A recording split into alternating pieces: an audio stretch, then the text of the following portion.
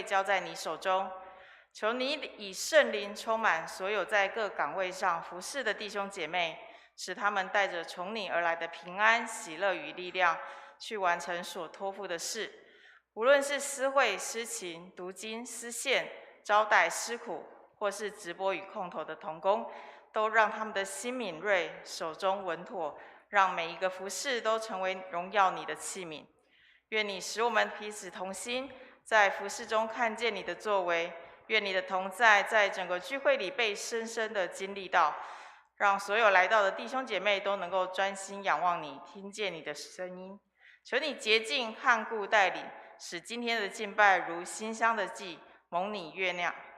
这样是奉主耶稣基督的圣名求，阿们。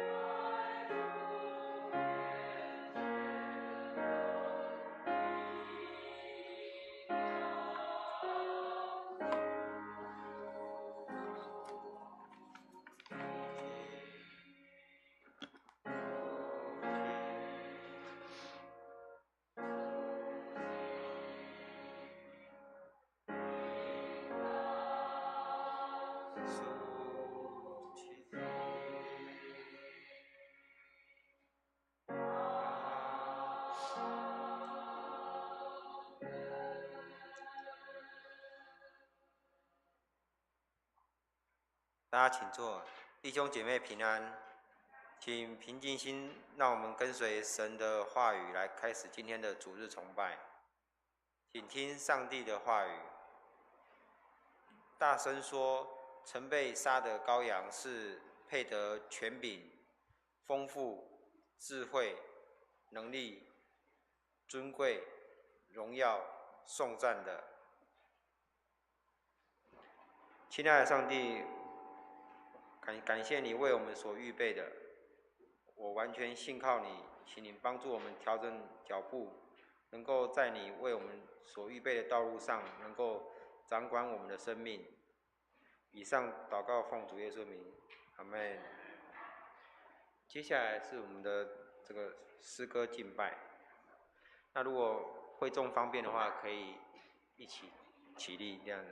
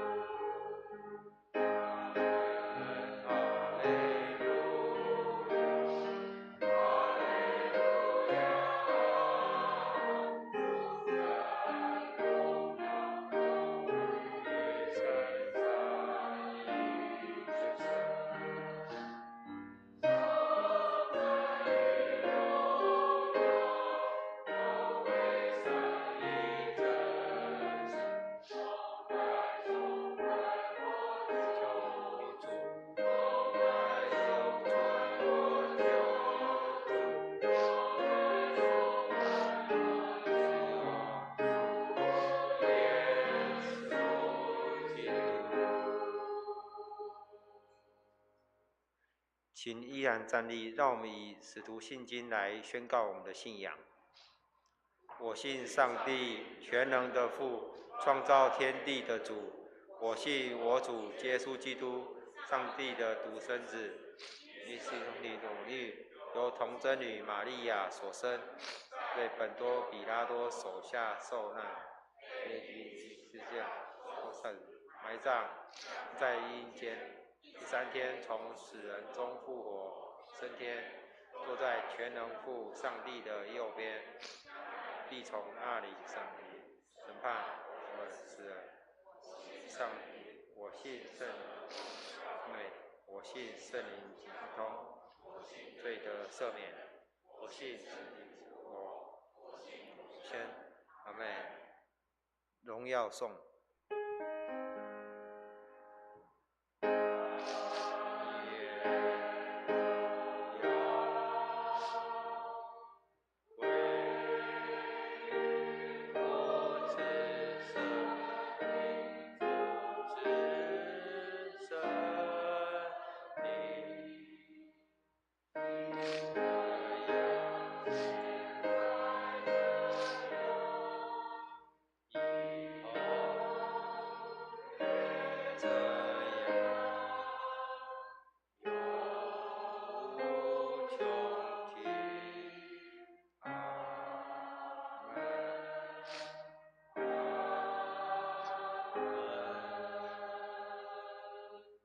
会众请坐。今天的起印文在路加福音的1章68到79节，新约的63页，在新约的63页。那待会这个诗会这边会念白色的起文，再请会众念黄色的印文。主以色列的上帝是应当称颂的，因他眷顾他的百姓，他们实行救赎，在他仆人大卫家中，为我们兴起了拯救的脚，正如主借着从创世以来是也深知所说的话，拯救我们脱离仇敌和一切恨我们之人的手，向我们列祖施怜悯，他的圣约，就是他对我们祖宗亚伯拉罕所起的誓，和我们手中，就可以终身在他面前。孩子啊，你要称为至高者的先知，因为你要行在主的前面，预备他的路，叫他的百姓因罪得赦，就知道救恩。因我们上帝怜悯的心肠，要照亮坐在黑暗中死荫里的人，把我们的脚引到平安的路上。接下来是公祷部分，为中南美洲的萨尔瓦多来祷告，基督信仰能够进入生活中，百姓能够更认识基督信仰。那也为我们卫理公会南区教会的南宫卫理堂高以林牧师的教会来奉献充足，教会同工合一得人，牧者同工身心健康来祷告。也为在台湾卫理公会驻外国的宣教士祷告，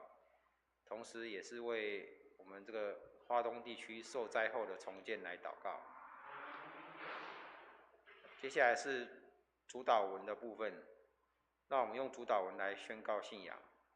我们在天上的父，愿你尊你的名为圣，愿你的国在降，愿你的旨意行在地上，如同行在天上。如同用众礼时，今日赐给我们，免我们的债，如同我们免了别人的债，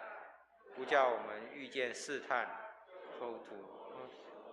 因为国度、荣耀全是你的，永远，阿们。接下来我们请高嘉锦姐妹来为我们攻读这个经课。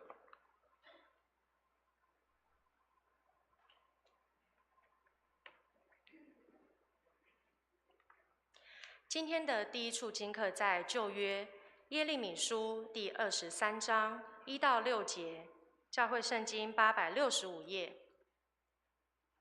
耶和华说：那些残害赶散我草场之羊的牧人有祸了。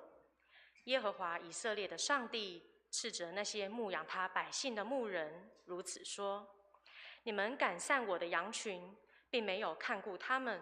我必讨你们这行恶的罪。这是耶和华说的。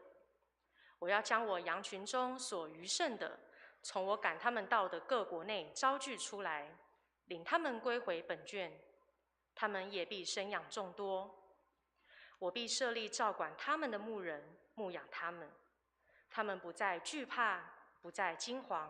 也不缺少一个。这是耶和华说的。耶和华说：日子将到，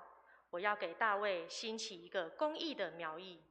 他必掌王权，行事有智慧，在地上施行公平和公义。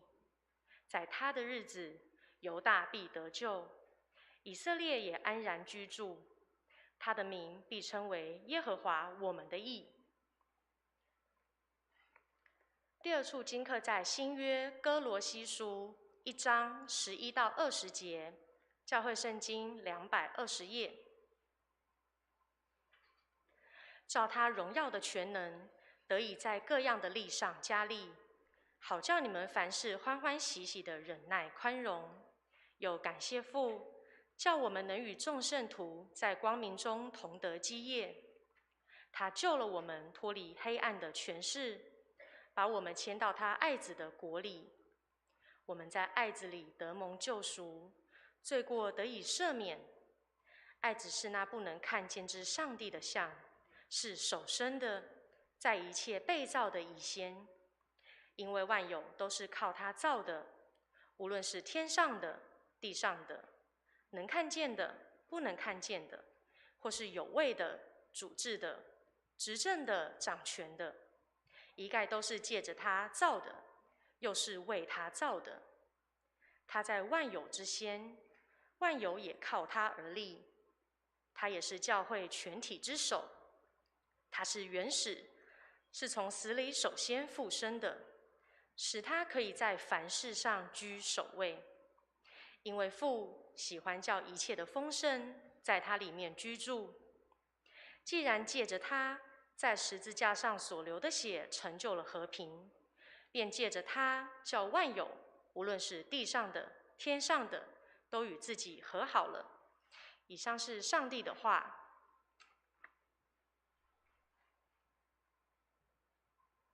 接下来是儿童主日学的献诗。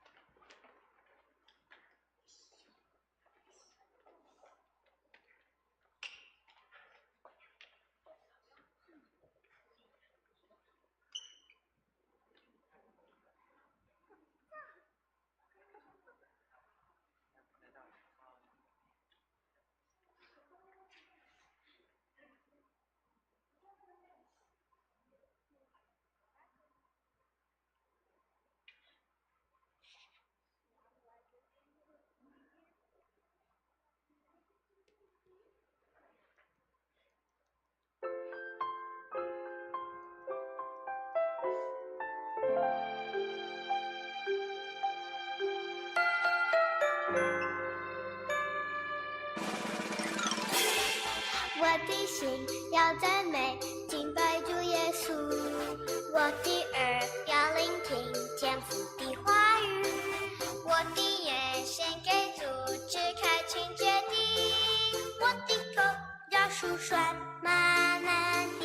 恩典。我已经不属这世界，单单只属于主耶稣。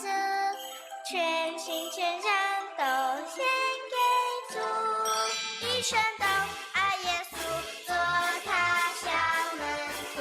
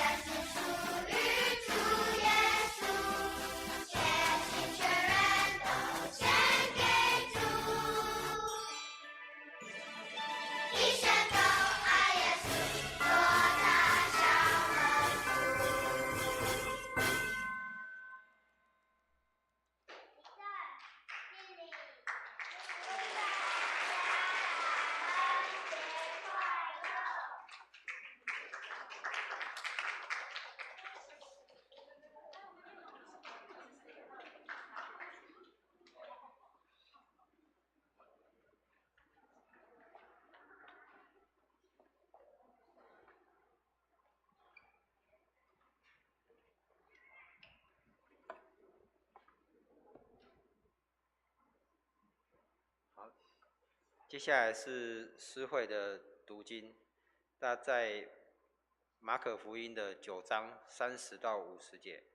新约的49页。他们离开那地方，经过加利利，耶稣不愿意人知道，于是教训门徒说：人子将要被交在人手里，他们要杀害他，被杀以后，过3天他要复活。门徒却不明白这话，又不敢问他。他们来到加百农，耶稣在屋里问门徒说：你们在路上议论的是什么？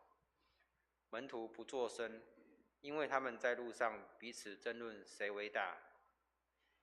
耶稣坐下，叫12个门徒来说：若有人愿意做首先的，他必做众人末后的，做众人的用人。于是领过一个小孩子来，叫他站在门徒中间，又抱起他来，对他们说：凡为我名接待一个像这样小孩子的，就是接待我；凡接待我的，不接待我；凡是接待那差我来的。约翰对耶稣说：夫子，我们看见一个人奉你的名赶鬼，我们就禁止他，因为他不跟从我们。耶稣说：不要禁止他，因为没有人奉我名行异能，反倒轻易毁谤我。不抵挡我们的，就是帮助我们的。凡因你们是属基督，给你们一杯水喝的，我实在告诉你们，他不能不得赏赐。凡使这信我的一个小子跌倒的，倒不如把大磨石拴在这人的颈项上，扔在海里。倘若你的一只手叫你跌倒，就把它砍下。你缺了肢体进入永生，强如有2只手落到地狱，入那不灭的火里去。倘若你的一只脚叫你跌倒，就把它砍下。你瘸腿进入永生，强如有2只脚被丢在地狱里。倘若你一只眼叫你跌倒，就去掉它。你只有一只眼进入上帝的国，强如有那2只眼被丢在地狱里。在那里的虫是不死的，火是不灭的，因为必用火当盐腌个人。盐本是好的，若失了味，可用什么叫它再咸呢？你们里头应当有盐，彼此和睦。接下来是诗班献诗。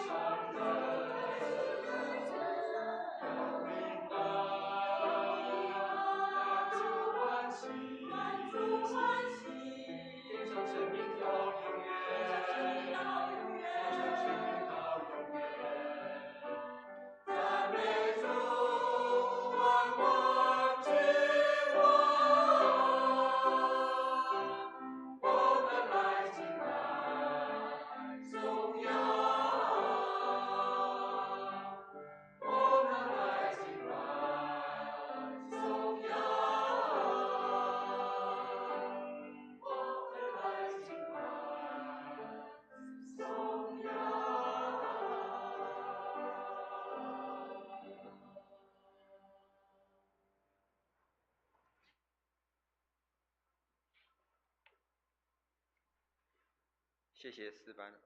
接下来是我们请牧师为我们证道，题目是一杯水的启示。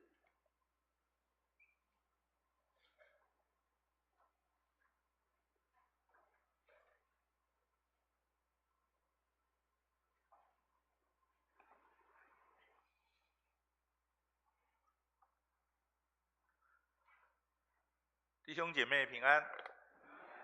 感谢主的恩典，带领在主日我们同心的敬拜。那礼拜四是1年1度的感恩节，我们是否从岁首到年终，神都保守我们有很多感恩的事项，将一切荣耀赞美都归给主。我们一起来祷告。主，我们献上感恩，何等欢喜！我们以众弟兄姐妹，我们一起在主的殿中，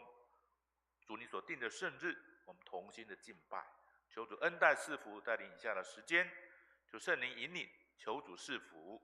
将那生命的灵粮、生命的活水赏赐给我们众弟兄姐妹。这样的仰望、感恩，奉靠耶稣基督宝贵的圣名，阿们。今天我讲的题目是一杯水的启示在马可福音第9章30节到50节。马可福音很清楚的记载，耶稣持续的往耶路撒冷旅途前进，他再次的提醒门徒有关受难的事情。第9章，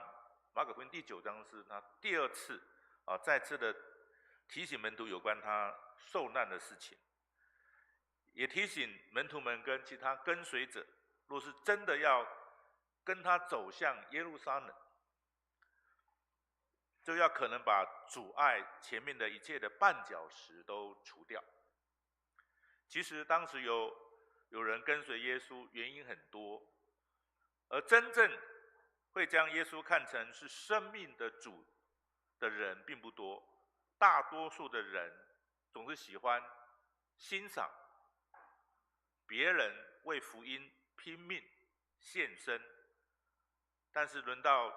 自己的时候就会有许多理由来说明自己的困难。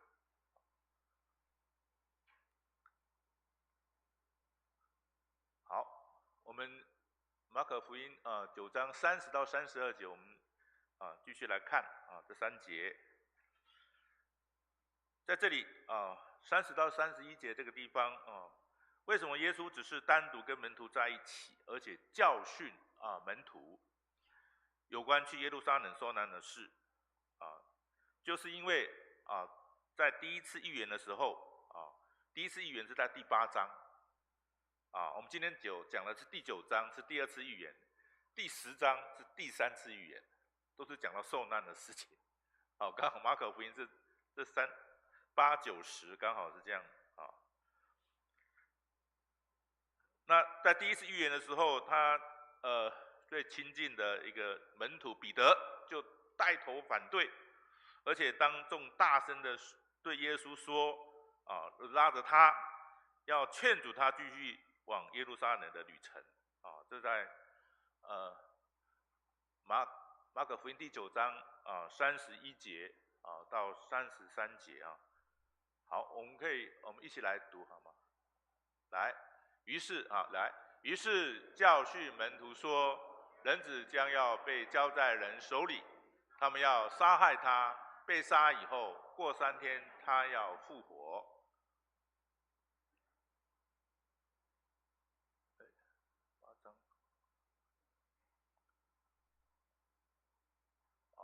第32节来，耶稣明明地说这话，彼得就拉着他劝他。耶稣转过来看着门徒，就责备彼得说：撒旦，退我后边去吧，因为你不体贴上帝的意思，只体贴人的意思。耶稣第一次讲预言的时候，彼得就出来他拉了耶稣但是被耶稣责备被耶稣责备了。想想看若是连自己最贴心的门徒彼得都不了解这预言受难的事情，那其他跟随民众又怎么能够明白呢？现在耶稣对门徒单独的教导，经文里面有讲到，耶稣不愿意人知道，他教导门徒，如果其他人在场又会有干扰，那单独跟门徒在一起教导他们，比较不受到外力的影响，那请注意，在第一次预言在第8节清楚讲到，刚才读到的经文里面这里人子必须受许多灾，被长老、祭司和文士弃绝讲到这里这些人，这些犹太人的领袖那第二次的预言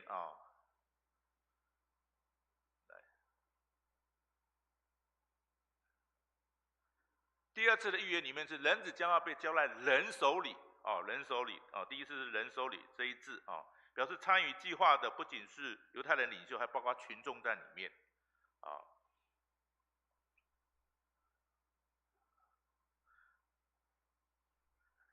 那再来，这里用的被交这个字景在第一次预言里面并没有出现，但第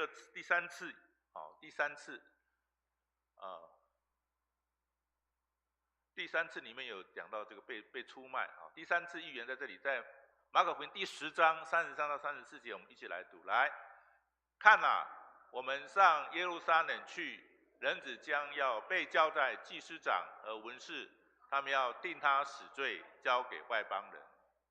34节来，他们要戏弄他，吐唾沫在他脸上，鞭打他，杀害他。过了3天，他要复活。刚才讲被交里面就是被出卖的意思那我们要注意一件事情，每当提到耶稣的受难、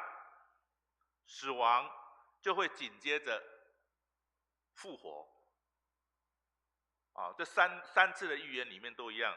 受难、死亡，接着说他的复活。因此，在我们基督教的信仰里面，不只是谈到死亡，更重要的是将复活连接在一起，这是基督教信仰最珍贵的地方。复活就是越过死亡越过死亡。所以门徒听到耶稣再次的预言将在耶路撒冷受难而复活的事情那时候在那个场景里面那个时代门徒还是不清楚，还是不明白到底怎么一回事不过第一次彼得这样的一个阻挡的时候，被耶稣怎样责备了被耶稣责备了。那后面的第2次、第3次，他们就静默不语也不敢有任何的阻止的动作了所以弟兄姐妹，如果我们被老师骂的时候，你会去问他的问题好像都不太愿意的被骂了之后那我记得我小6的时候，小学6年级的时候，老师好凶那我有一个数学问题要问同学也一样我们2个一起想要去问老师，私下问老师数学问题怎么解，结果你去我去在那边挣扎挣扎，我有点印象因为老师很严格结果在一旁的一个副班长，一个女同学看不过去了，拉着我们到老师的面前说什么问题印象非常的深刻那不晓得我们有没有碰到这样的一个问题就是帮骂的时候就不敢讲但有问题还是要提出来那最近在全世界里面每年有个环球小姐的选举那这一次你们在泰国曼谷举行，不晓得有没有看过这个新闻然后不晓得为什么那主持人对墨西哥小姐都讲了她是一个什么？她是一个笨蛋的意思，蠢蛋的意思。哇，墨西哥小姐就不得了，就站起来为自己发声然后不只是她，不只是墨西哥小姐，连其他的小姐也跟从，哇，就闹得很大那可能现在主持人道歉之后就解决了所以我们看到那时候的门徒里面，彼得被这样责备之后，后面的3次预言里面，他都不敢问，也不明白，也不明白。好，所以说很有意思的，我们在接下来来看，从33节到37节这个地方，来，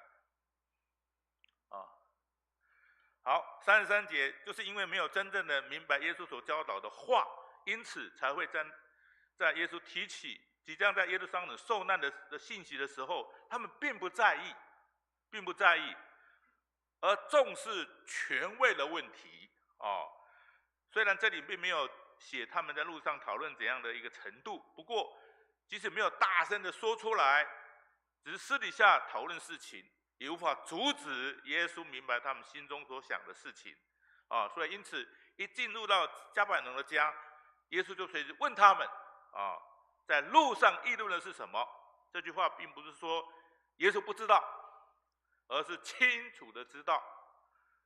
且让他们知道，他非常清楚知道他们所想的事情。34节，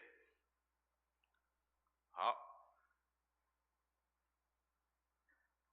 ，34节可说这段经文的一个中心。这节提到门徒们在路上所争论的话题就是谁比较伟大。耶稣跟他们教了他们，他要到耶路撒冷受难了，但是他路上只关心谁最伟大，门徒关心谁最伟大。这是非常值得我们注意一件事情。为了门徒在争论谁比较伟大，耶稣虽然不是用比喻的在这里，也可以说是一项特别比喻的方式，这个方式就是带着有实际的行动，很真确的在他们眼前做了这样一个比喻。他带着一个小孩子来当作教材放在门徒当中，第35节到37节是对称的句子，都是在强调一个基本的观念，卑微如用人仆人，弱小如小孩子，这样的教导，是我们信仰的一个精髓。注意，在35节有提到，若有人愿意做首先的，把小孩子当作教材，若有人愿意做首先的，他必做众人末后的。这句话是采用巴勒斯坦地区的小孩子玩的游戏的一个景象，大家排成一个圆圈，跳舞，游玩，现在成为最前面的，转身之后，就变成最后的，这种转来又转过去的游戏，表明就是大家都一样，没有前后之分，没有大小之别。但更重要的是，这一句做众人的用人，众人用人，因为当这个圆圈舞结束的时候，最前面的那个就要负责整理场地，要等到所有人离开之后，他才能够离开。耶稣就是取这样一个场景，那时候巴勒斯坦地那时候小孩子玩的场景来教导，谁要当老大，就要有这样的一个做众人的用人的态度。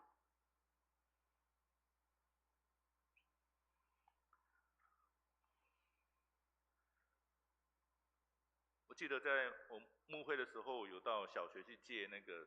大礼堂那个场地，我们有弱势的一些小孩子，主日学来，一些未信主的家庭来，10几个，他们做直排轮的一个游戏，有这样的教导，直排轮的教导。那借小港国小的一个礼堂来，那个大厅穿堂来使用，结果他们有个团体是一个现代舞的一个团体，他一整年都包下来了。学校还好，说那就把时间错开就可以了，还是借给我们，只要时间错开就可以了，所以不会因为我们是一个弱小的弱势的一个家庭的一个直排轮的这个不借给我们，当时印象很深刻，所以耶稣用小孩子当作教材，小孩跟妇女一样，在犹太人文化当中，并不计算在人口的数字当中，没有什么社会地位可言。那时候，是属于卑微弱势的一个族群。谢耶稣在这里特别提到接待，接待这个词句，表示一个人愿意像用人、仆人一般的接待这些卑微的人，这才是实践上帝信息的一个教训。因为任何时代一样，只要被看为伟大的、重要的，通常都被人服侍。但马可福音这边记载，耶稣用一个非常重要的话在马可福音这里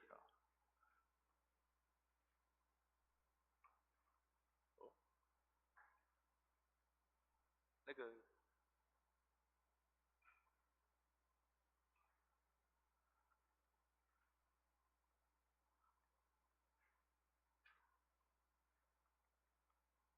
好，马可福音第10章44到45节，我们一起来念这2节经文。来，在你们中间，谁愿为首，就必做众人的仆人。因为人子来，不是要受人的服侍，乃是要服侍人，并且要舍命做多人的赎价。耶稣用小孩子当作教材来教导门徒，只有一个盼望就是在面临后面，在耶路撒冷要面临受难、被钉十字架的苦难的时候，他们会知道用仆人的一个心来思想再继续下一页对，用仆人的心来思想生命的问题，就更容易接纳这苦难对生命的一个意义。再下一张好，下一张再下一张。好，我们接下去38节到41节这个地方我们要一起来读一下因为后面的可能有一些经文我们可能不是很清楚如果你按照字面的话，可能会有很大的问题38节到40节，我们先来读。来，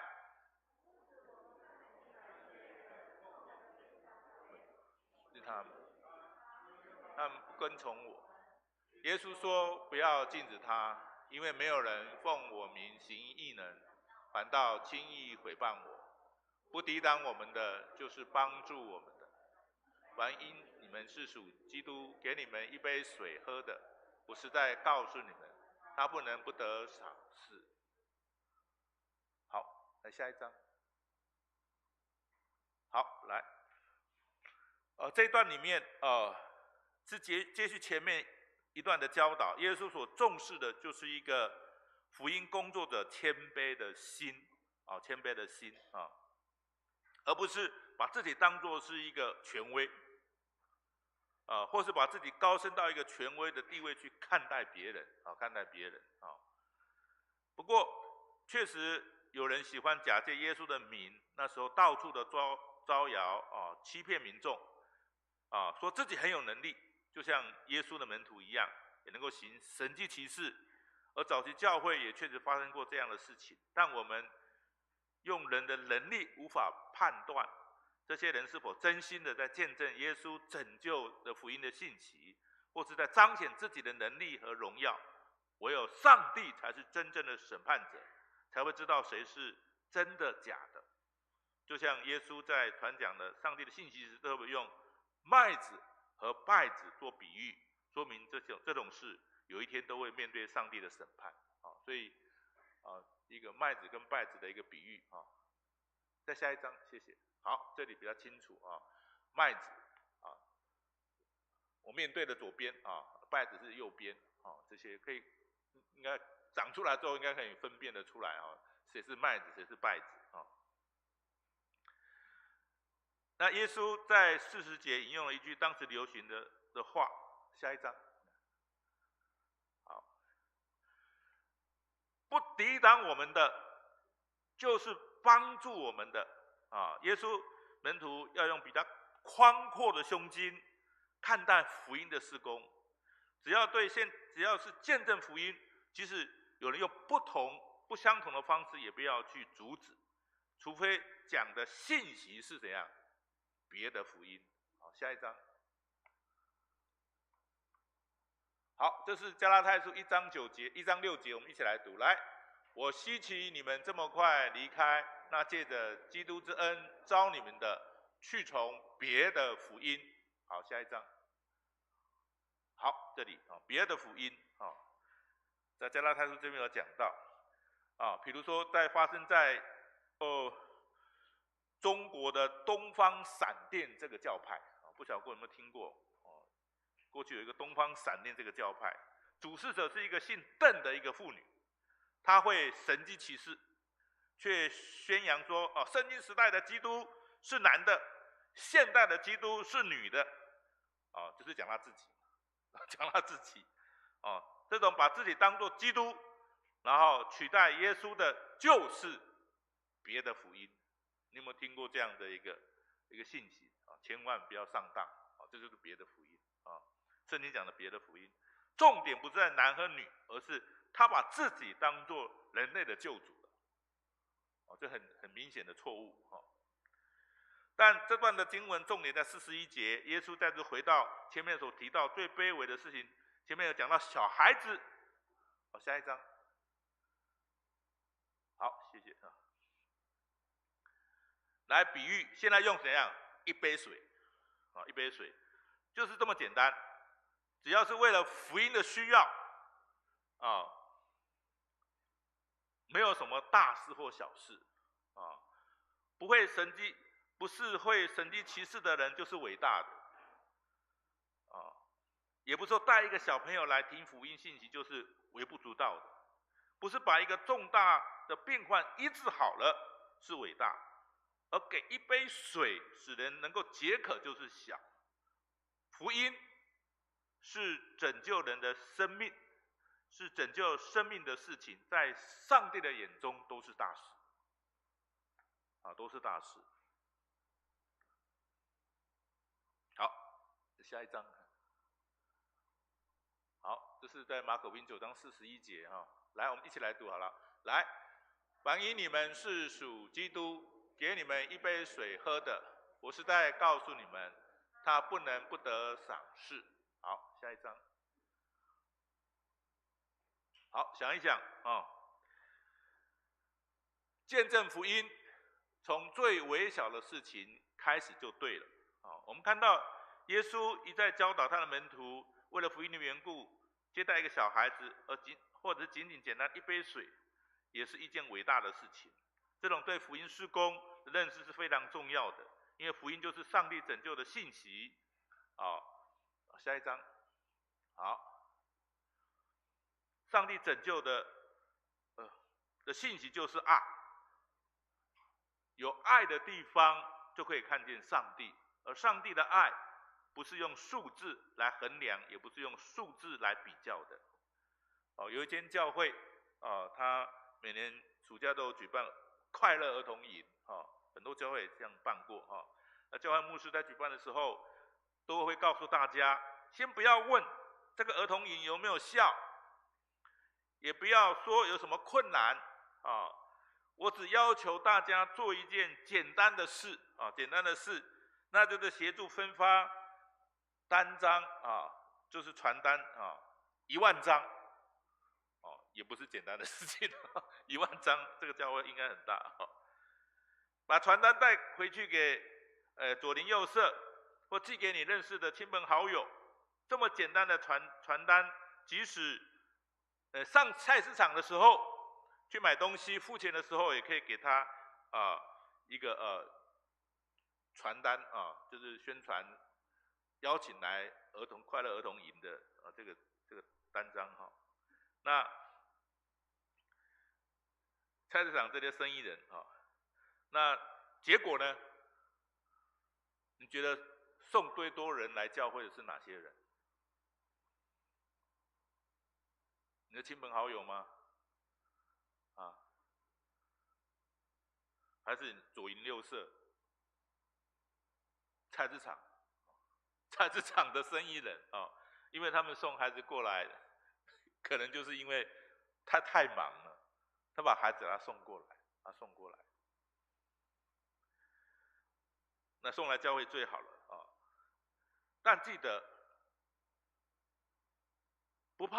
只怕孩子不来。我们不怕孩子来，孩子来最好了。再下一章。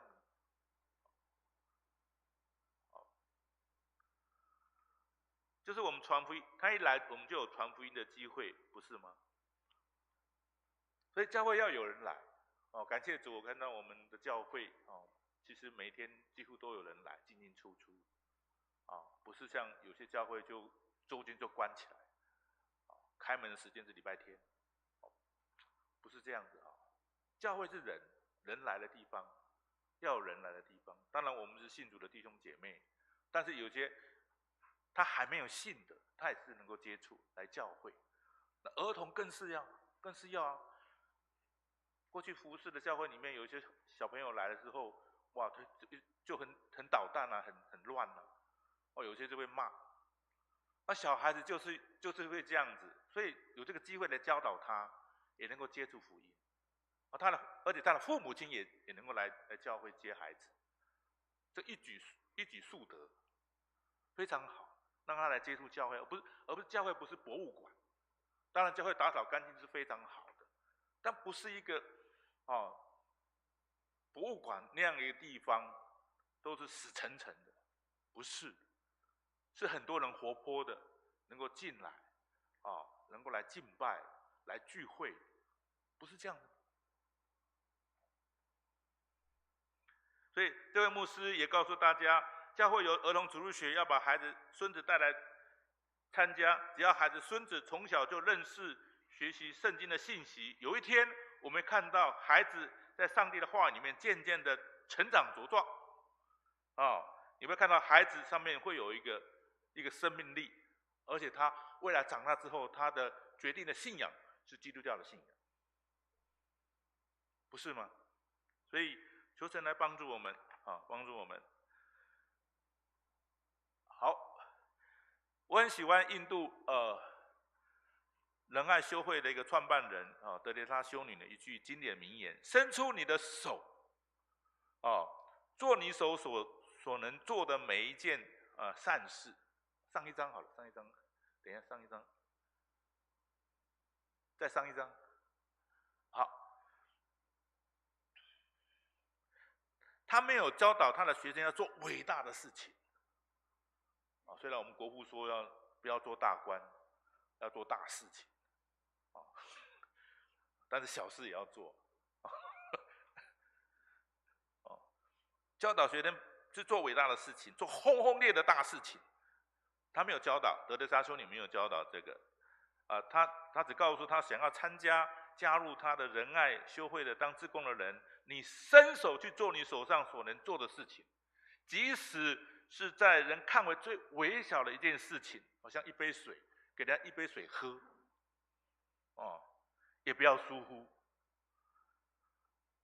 他一直强调，上帝不会叫我们去做艰难的事情，他要我们做的事都是我们的手一伸出来就可以做到的事情。耶稣告诉我们，就算微小到一杯水，就因为福音的缘故而得到上帝的奖赏。我深信没有人会说一杯水很困难，只在于我们愿不愿意。我们愿不愿意？好，接下来，因为我对遥控有问题接下来，这是德蕾莎修女的他这里又有讲到我们不能都做伟大的事情，但我们可以用伟大的爱做小事。我们的爱是很伟大的可以做小事情，从小事开始。好，那接下来，好，我们要练这段经文了，可能有一些练了之后你们不是很清楚来，我们再读一次从42节到50节来。凡使这信我的一个小子跌倒的，倒不如当磨石拴在这人的颈项上，扔在海里。倘若一只手叫你跌倒，就把它砍下来。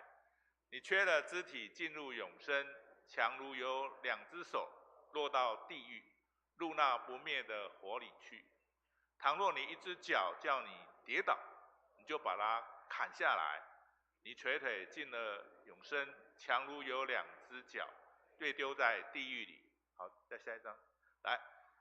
倘若有1只眼叫你跌倒，你就去掉它，你只有1只眼进入上帝的国，强如有2只眼被丢在地狱里，在那里虫是不死的，火是不灭的，因为必用火当盐腌人。盐本是好的，若失了味，可用什么叫它再咸呢？你们里头应当有盐，彼此和睦。好，下一章。好，这段经文可以为1杯水做进一步的解释。1杯水没有人想到是什么大事情，连记在心里面也不会，实在是太简单了，太微不足道了。可是为了福音的缘故，即使卑微到仅仅是1杯水，也因为上帝的拯救的恩典而蒙上帝极大的赐福。相对的，这么简单而轻易可做的卑微的事情，都不肯伸出手来做，反而会为生命中最大的福气带来损害。在42节，他用大磨石来比喻，这样大的磨石跟41节讲的1杯水对照起来，真是简直不能够相比啊！这也是耶稣比喻的特色，就很鲜明的对比来教导门徒和民众。当一个人被这样一个大磨石沉在海里的时候，一定会死掉，这是可以想象得到了，很容易明白的事情。接着耶稣又用很惊人的语气说出了下面的比喻，他谈到只要会阻碍到福音的事，就不惜代价的予以排除，因为福音是关系到永恒生命的问题。所以从43节如果你圣经的话可以看到43节47节当中，耶稣在一直重复2个重要的观念。如果你读从43到47节，你会重复到两个事情，一个是什么？永生永恒的生命，一个是什么？地狱地狱。这完全对比的一个境界。人一方面想要得到永恒的生命，却对阻碍永恒生命的绊脚石不想要去除，那怎么可以得到呢？人之所以会有这样困难的主要原因，因为这些绊脚石往往是人身上非常重要的部分，比如像手脚眼，这是非常重要，对人是非常重要的部分器官。在今天医学科技非常发达的时代，人似乎比较容易处理身体上的问题。下一张看看。好，比较容易处理身体上的问题，特别医师问及到要保留生命，而你一定要截肢的时候，要切除某些器官能够保全生命，我们会比较容易选择，因为绝大部分人不会说要保留双手而让自己死去，甚至也不会因为要保留1只脚而让生命断送掉，没有人会这样的决定，做这样的决定。真正的问题，永恒的生命是在天上，不是在人间，也不是在我们用数字衡量的物品当中，这点是真正的问题。所以在我们的信仰里面事实上永生是在上帝那个地方，是在天上的，所以就是一个挑战再来43、47节也是一段非常好的经文，可以来说明我们读圣经，千万不要表面的文字照样的来解释否则大多都是基督徒会变成身体残缺的人你的手脚眼要挖掉吗？要砍掉吗？没有啦，没有啦耶稣在这里用一只手、一只脚、一只眼睛来做比喻，主要在说明我们生命中以什么最重要？能存活下来重要呢，还是为了保有表面的完整，而心会坏掉而死去？换句话说，生命必须面对抉择，你必须要有取舍而这是我们生命中常需要去面对的需要去面对的。好，接下去，再接下去，对，好，必须去面对的。好，再接下去马可福音5到49节、50节这个2节经文是前面教导，似乎好像有点相配不起来了。第49节是讲到火，下一章。好，50节是强调盐如果分开来会比较容易来看那49节，因为必用火当盐腌个人那这里也就是说，每一个人都要被火锻炼，每一个人都要被火锻炼这句话很清楚说明到，每一个人要被严厉的审判，虚假不来耶稣用古代的炼冶金属来比喻，金银没有纯用强的火就可以把它烧出来如果说外面是镀金那里面是假的金属，就一烧就出来了，假不了。所以信仰的生命也是这样，一个真正有信仰的人是如同真金一样不怕火炼。所以弟兄姐妹，你的信仰是可以像真金不怕火炼吗？求神帮助我们。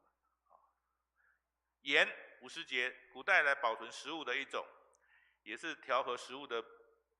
必用品。在以西结书在下一章，盐。好，在下一章。好，以西结书16章4节里面记载那古代刚出生的婴儿用盐来擦身体，洁净身体的那另外在列王记下2章19到21节讲到，以利沙用盐来改善原本不好的水质，因此盐有它的作用。除了和人的关系上要和睦经文你们这样要和睦之外，更重要的不可以让盐失去味道。这里在说明具备应该有的功能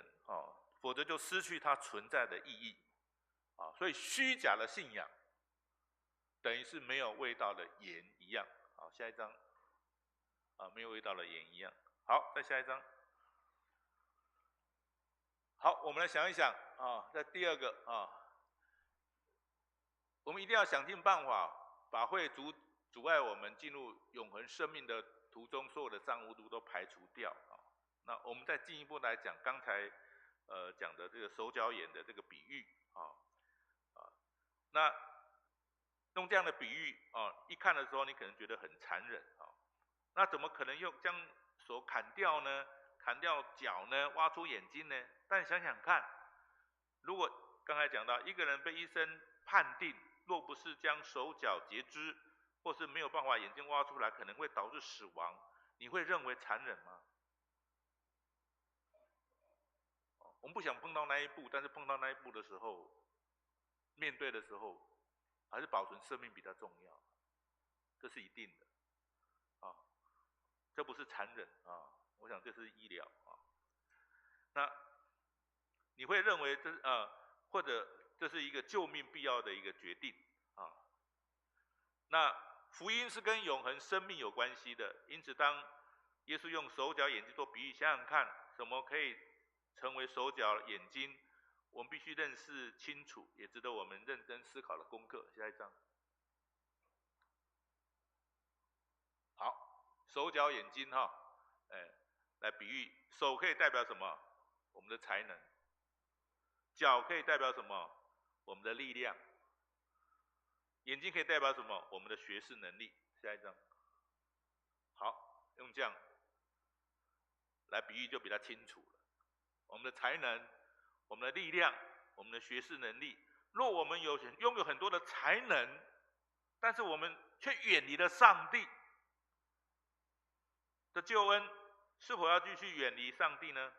这是我们，还是我们宁愿要放弃这个才能呢？若是我们有足够的力量可以影响别人，有很好的工作，开创事业，这表示我们的活动力很强，我们的事业很好，越来越忙，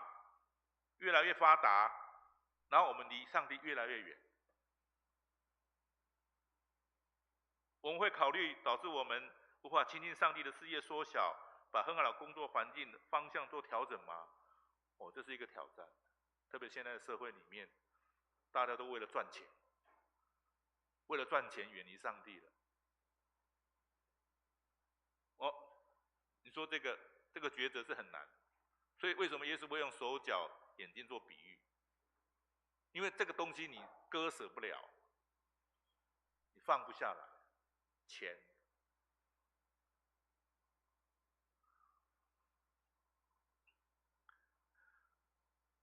我带团契的时候，有一个年轻人本来非常火热的，但是到大学之后读哲学了，哲学要科学验证，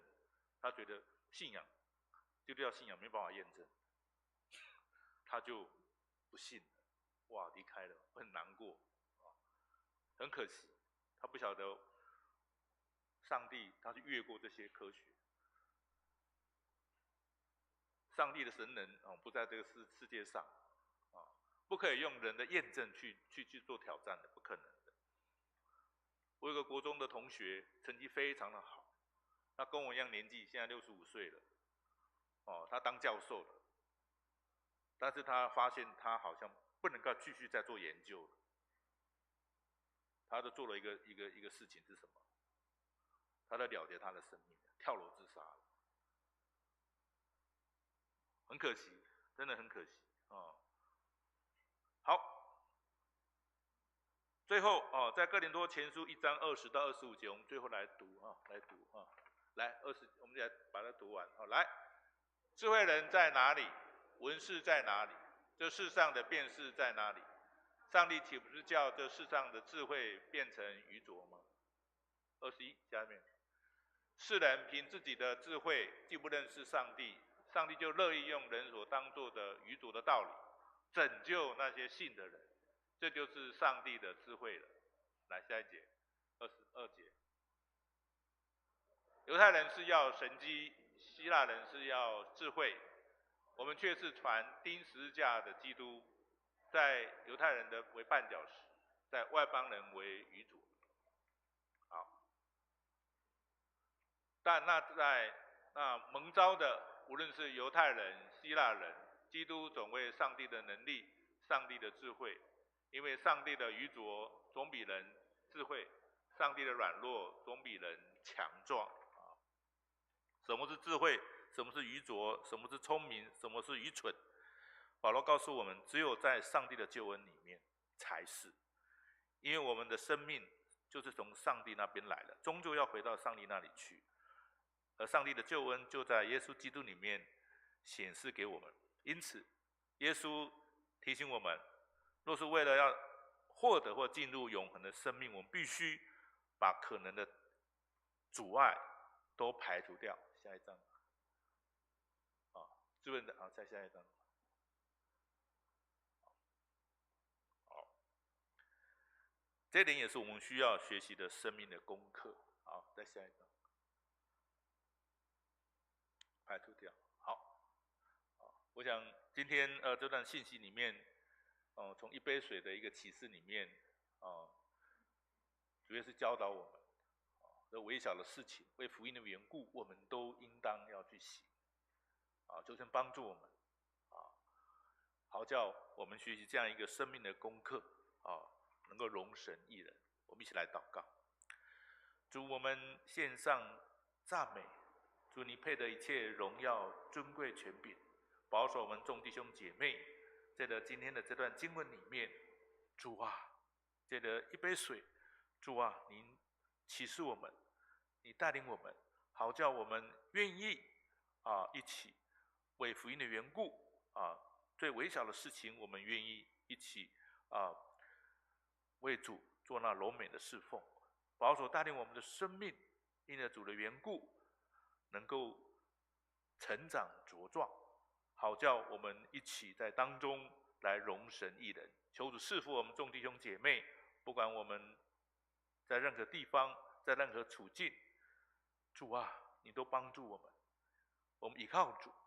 我们靠主得力得胜。赐福带领保守我们众弟兄姐妹，我们当中有病痛有软弱的，主您亲自来加添给我们心力，能够靠主得力得胜，这样仰望感恩，奉靠耶稣基督得胜的名，阿们。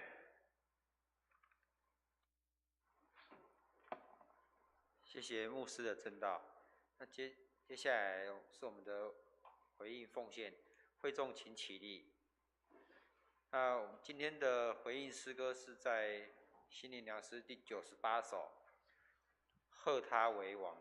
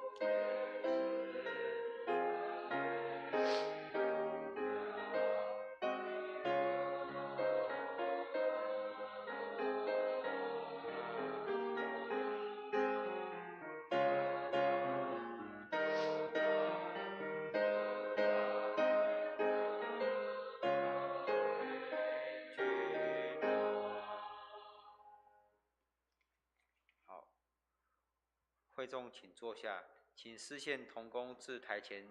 预备。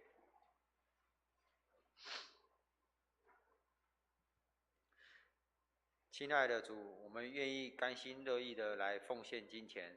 这些都是从你的恩典而来，在事工上能使用，福音得以兴旺，叫更多人能够感受你的爱及救恩。以上祷告奉主耶稣的名求，阿们。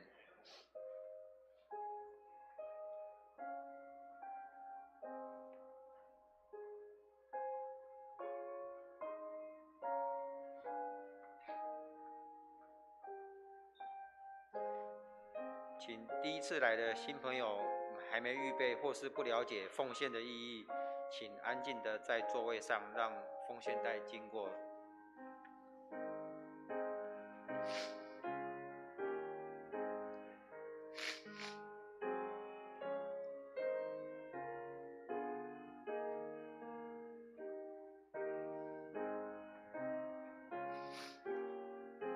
会众请起立。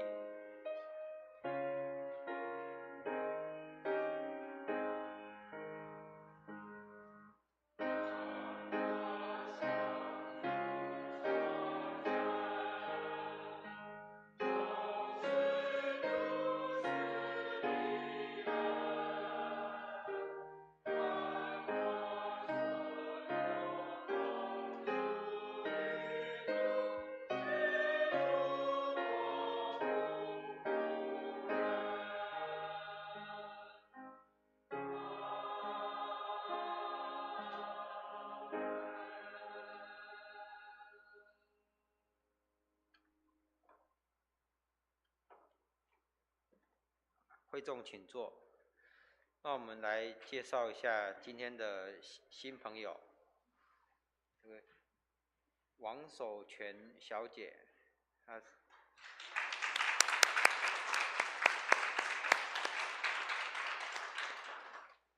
我们那个12月会有办这个受洗及转入。那另外一位是洪永琴小姐，对，若有意愿这个转入本堂的话，都可以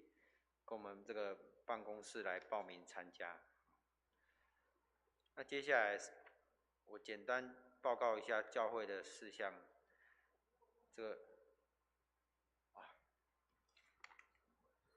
我们先来唱这个《我们成为一家人》。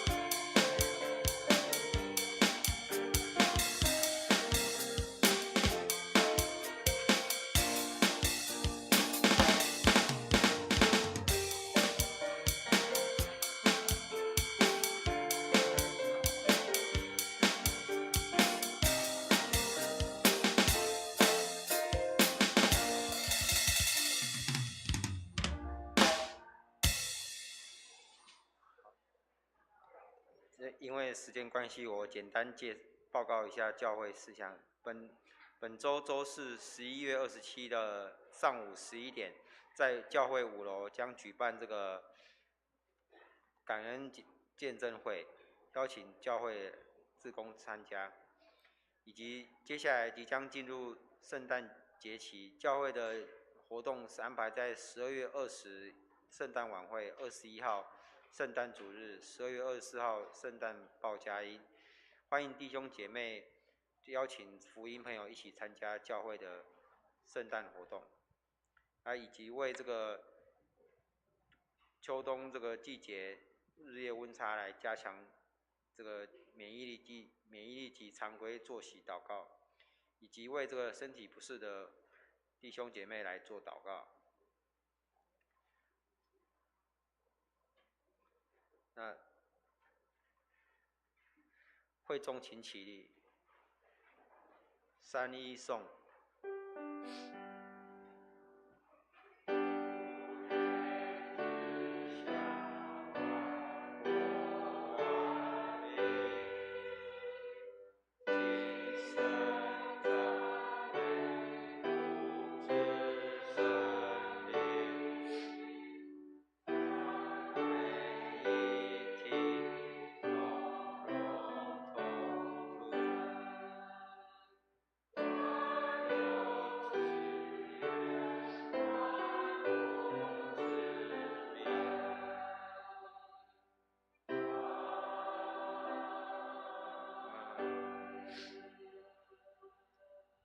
请牧师为我们祝福。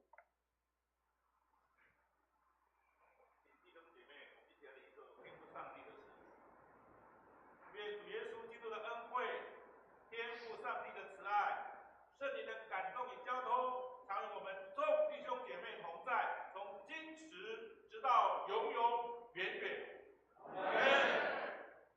诵。